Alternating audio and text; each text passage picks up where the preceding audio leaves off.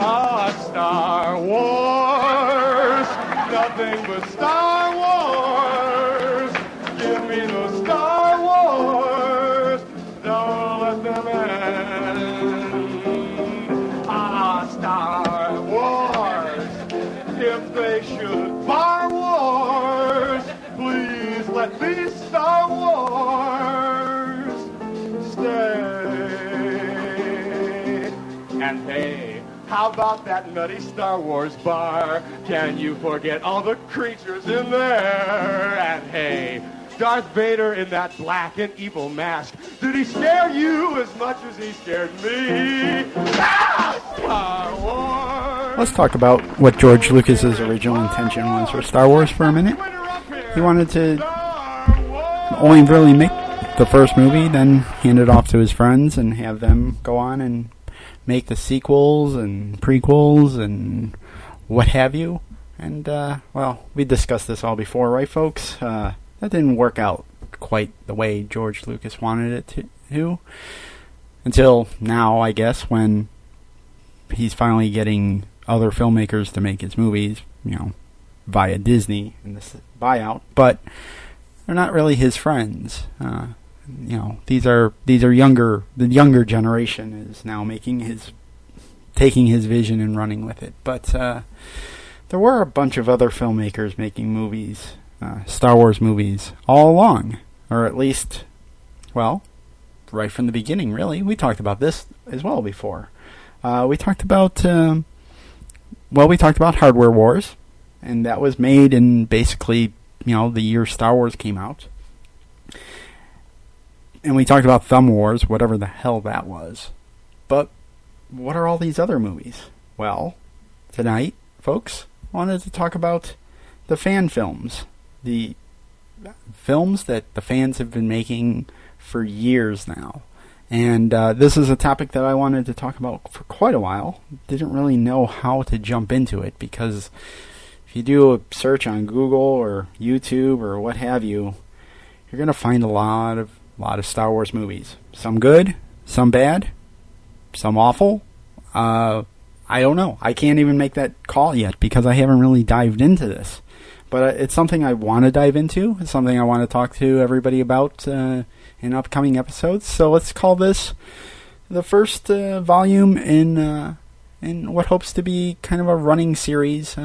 Not continuous series, but I'll be doing this every so often.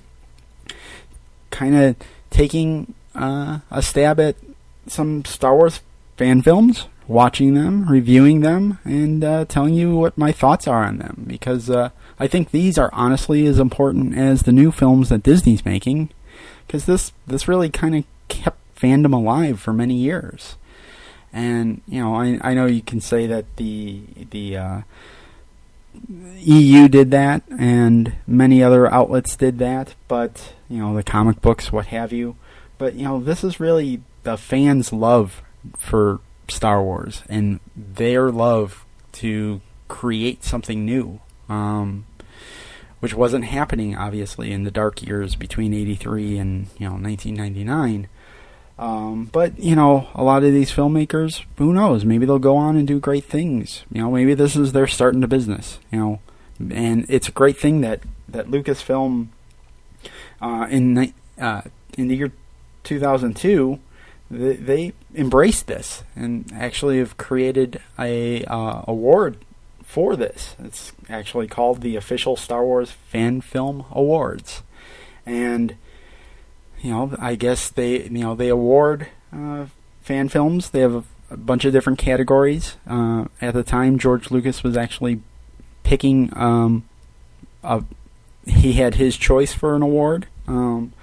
So that is going to be my starting place for this. I'm going to look at the winners of the past years for the awards and try to dig up them on the internet and watch them, and you know, bring you episodes of SW Dog with my take on some of these.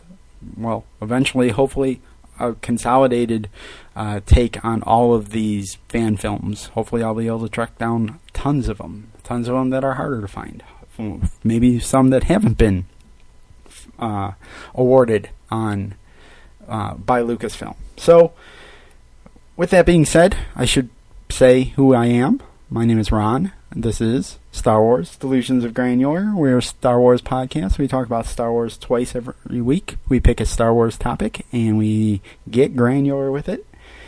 You can find all of our episodes at you can find all of our episodes at delusionsofgranular.com or on Stitcher or iTunes. You can subscribe to us there, or like us on Facebook, follow us on Twitter, call us, email us, whatever. So, Facebook.com, SWDog, Twitter at SWDog77, call 651-337-9364, or email us, SWDog77 at gmail.com. Okay, business out of the way. Alright, so, as I said, the first Star Wars Fan Film Awards were in 2002. For some reason, they were renamed in 2007 to Star Wars Fan Movie Challenge. And then, for whatever reason, they were discontinued in 2012. Apparently, they wanted to retool it, have broader categories, or more categories, I guess. And it returned in 2014, just last year. I guess the announcement was to create films, and the winners would be actually screened at this year's Star Wars Celebration, which happened a few months ago in Anaheim, California. So I obviously wasn't there, but congratulations to everybody who won. We will be getting to your shorts eventually. What else can I say about this? The trophy is a golden R2-D2 and C-3PO statuette, or statue. And the original ceremony, contest, whatever this is, I don't know if there's an actual physical ceremony that people go to. I doubt it. But Kevin Smith hosted a special on Sci-Fi Channel back in 2002. And showed all of the winning shorts for that year. So, kind of a big deal. Kevin Smith being involved, obviously. Some people say he is the first fan film director. That's not true. This really does go back to Hardware Wars back in 1977. And for the first 3 years of the Fan Film Awards, they did award Pioneer Awards to shorts that were made prior to 2002. So the first Pioneer Award does go out to Ernie Facilius and his short Hardware Wars, which we discussed on SW Dog way back. So go back if you want to hear our take on that crazy short. Go back and listen to the past episode. That would be episode 41 of Star Wars Delusions of Granular. Then the next year, they awarded the Pioneer Award to Kevin Rubio's Troops, and then the year after that, they awarded the Pioneer Award to George Lucas in Love by Joe Nussbaum.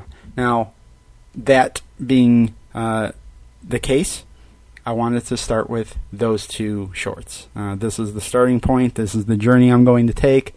So why not start with the three pioneers? One I already talked about. That leaves two. So let's talk about the two pioneers of fan films: George Lucas in Love and Troops. Let's start with George Lucas in Love. Why not? So George Lucas in Love was a short that came out in June 1999.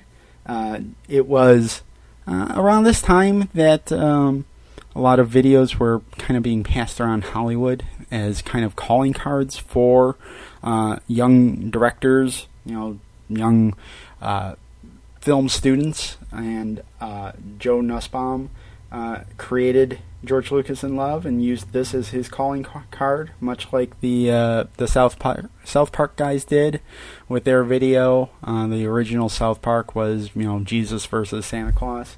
So Joe Nussbaum he went the same route, and this was passed around Hollywood for about a summer back in 1999. And this was actually the same year that Shakespeare in Love came out. So this film, this short, which is only it's less than 10 minutes long, it really is kind of, as much of it as it's a parody of Star Wars, it's also a parody of Shakespeare in Love. Once again, Shakespeare comes up. See a theme running? Shakespeare is really coming up a lot in our talk of Star Wars lately. I wonder. I don't even know what that means. But so Shakespeare in Love came out, and it was a fictionalized love story of Shakespeare, kind of having a romance, getting inspiration for his many plays, and he did this by things that he saw happening around him, things that were occurring to him. And George Lucas in Love, much the same thing. George Lucas, portrayed by Martin Hines, who was a young actor, writer, director in his own right. So this fictionalized character of George Lucas is a college student, and he is struggling with writing a script for an assignment, and he kind of has writer's block. He's struggling. He's pounding away at a typewriter, and all the stuff around him is inspiration or potential inspiration for Star Wars. He just isn't aware of it yet. But as Star Wars fans, we see it all around him. So, he's typing away at his typewriter, and meanwhile, his roommate is wearing a brown robe, and he's smoking pot or what have you, and he's spewing about this cosmic life force that's all around us. And our young George Lucas, of course, sees this as nothing but a distraction. Then through the doors, his rival busts in. He is a bald man with a dark black robes on. He has an asthma problem, so he's breathing heavy. And again, Lucas can't see the inspiration around him for any of this, so he's just more frustrated. So he gets up and leaves his dorm room, wanders around campus, and this is where all the Star Wars references, inspiration, start flying fast and furious. He runs into tons of college students that look vaguely familiar to like a lot of Star Wars characters that we all know. He runs into a hairy-looking dude that looks vaguely like Chewbacca. A young braggart in his hot rod car on Solo, a couple students, one dressed in yellow, one dressed in white and blue, one tall, one short, R2-D2 and C-3PO, a guy spewing on campus about the dark side is coming.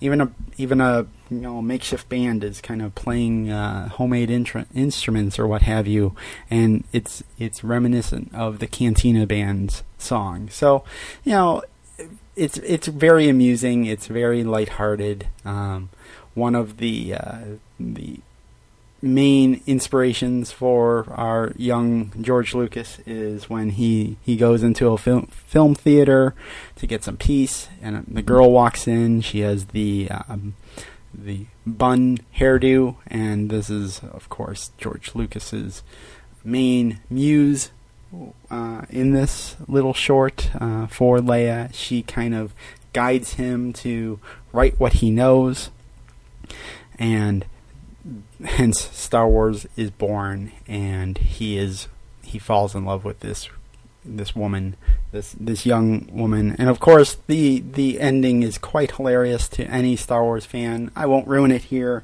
but at the time this was a very amusing short, very lighthearted, very let's put it this way. This was a time when we all still thought of George Lucas as the genius that he is. We weren't tainted yet by what some of us feel was the disaster of the prequels, and how he, well, I'm not going to even say what he did to our childhood, but this was when we still thought of George Lucas highly, and this was a great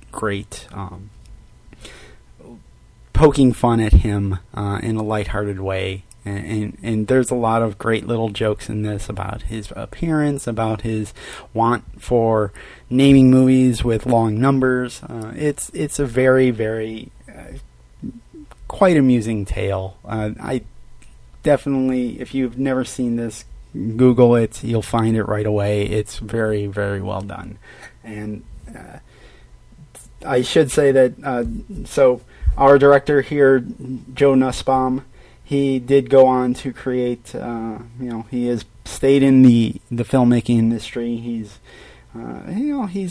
made some direct-to-video movies, sequel to American Pie, which, whatever. But he's also gone on to direct many TV shows, episodes for shows. So it's not like he has gone on to superstardom, but he has gone on to, follow his passion, and, hurrah to him. Hopefully he will continue to find success in Hollywood and, live his dream out. All right, so from there, let's go to Troops. I know I'm doing this a little bit backwards, but I feel like JP and I talked about Troops real early on our podcast. So, for new listeners, you can go way back to one of our early episodes. We talked about Kevin Rubio.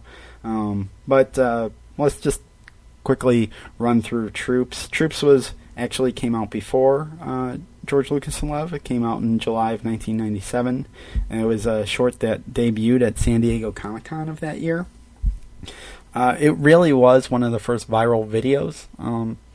I remember seeing it on the internet and thinking, wow, this is, crazy. I've never seen anything like this before, and I don't even remember how it came my way, but I do remember kind of figuring out a way to download it off the internet, so it wouldn't stream using dial-up and get hung up, and being able to figure out how to burn it onto a DVD so I could play it on my TV, because watching something on the computer seemed so foreign at the time. And this really is, aside from Hardware Wars, which is kind of an anomaly in itself, this really did spark the modern fan film movement. This was the first that really kind of got people thinking about, hey, we can do this. We can actually affordably make something that's connected to Star Wars. And the big hurdle that this short film did was it had digital effects. We see Imperial shuttles, we see speeder bikes, we see digital things inserted into a very low budget short, and it was done on a low budget, and it was still able to be pulled off. And also I should say, this was 1997. This was July of 1997. This was the first time I think that we've actually seen like real costumed stormtroopers and costumed Star Wars characters on screen that weren't in a Star Wars movie. So this was, movie quality costumes that this, there wasn't, you couldn't go out and just buy a stormtrooper outfit. Kevin Rubio and his crew had to go out and figure out how to make this stuff on their own. And, let's do the timeline here. So in July of 1997, this film short was debuted, and so this obviously production for this was happening prior to that. And in August of 1997 was the year that the 501st Legion was formed. So this is kind of the era where people are starting to figure out how to build their own stormtrooper costumes, build their Star Wars costumes. So in a way, this was also a pioneer for that. It like I said, it's the first time we saw stormtroopers kind of on screen in movie quality costumes, very similar, or almost exactly like the film, and yet this was not made by Star Wars. So kudos to Kevin Rubio. Unlike Joe Nussbaum, Kevin Rubio was already in the business when he made this. He was already working at Fox Kids Network.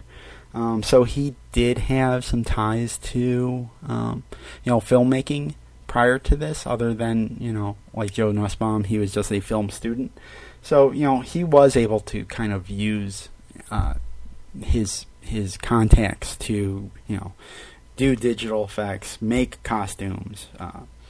So what is Troops really about? Well, Troops is a parody. And I should say, we talked about this with Hardware Wars and Thumb Wars. What is a spoof? What's a parody? These are parodies. They're really taking something and kind of twisting it in a way. So as George Lucas in Love was a parody on Shakespeare in Love, Troops is a parody on Cops, the TV show Cops that was popular at the time.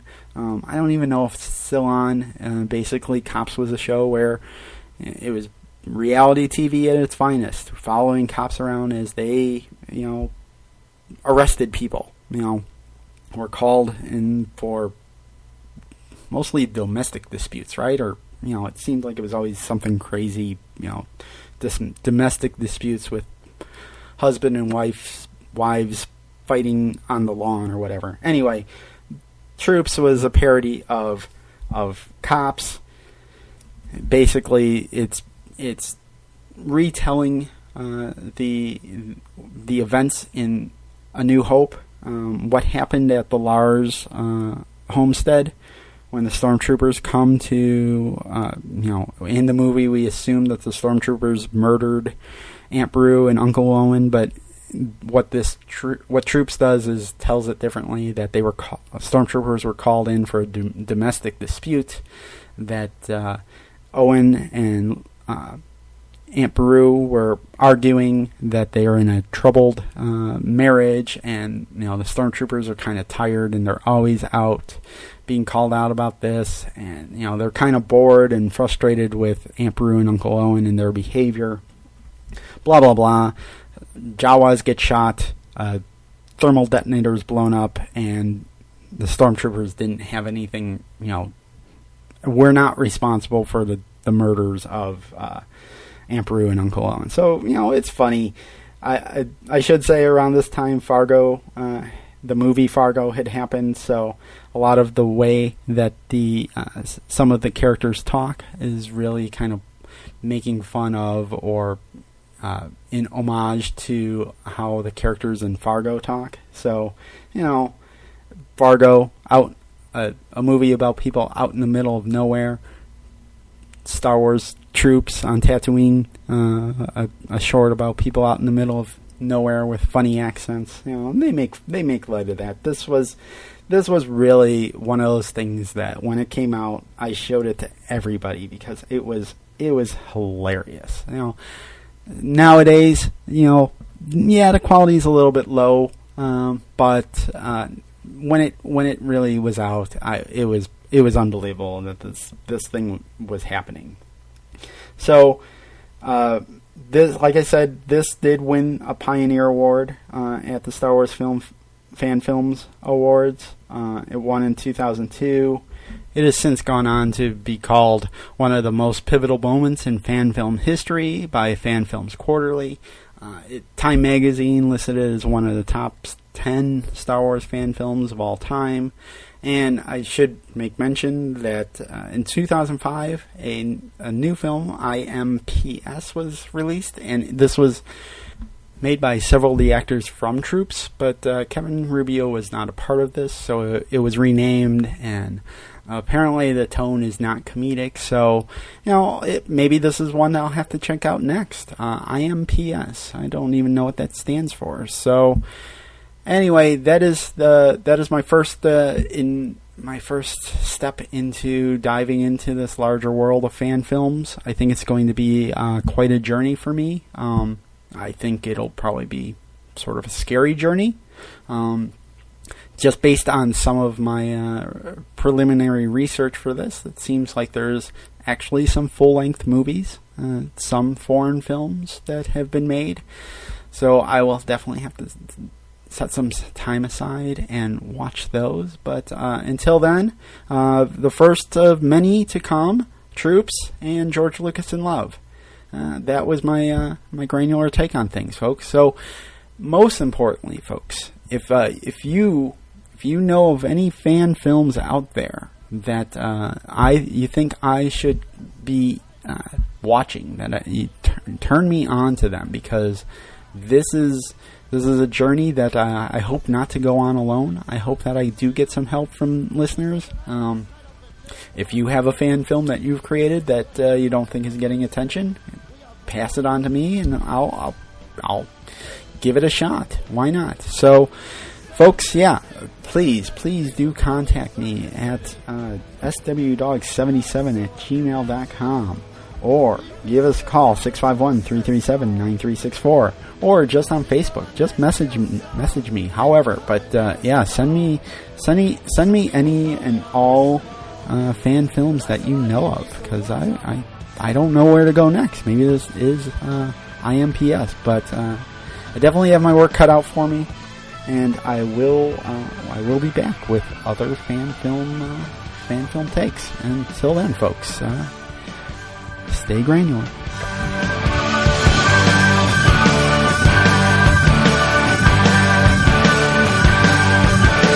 It was a blockbuster summer. A more infectious got me through this September. They made a little movie, it was all about me and you. But they made it half nude and half true. And it was a cock-sucking summer. I spent half the time trying to get paid from our Savior.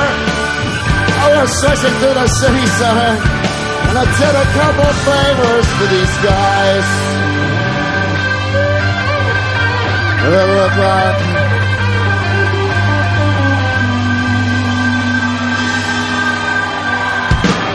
Tuscan Raiders.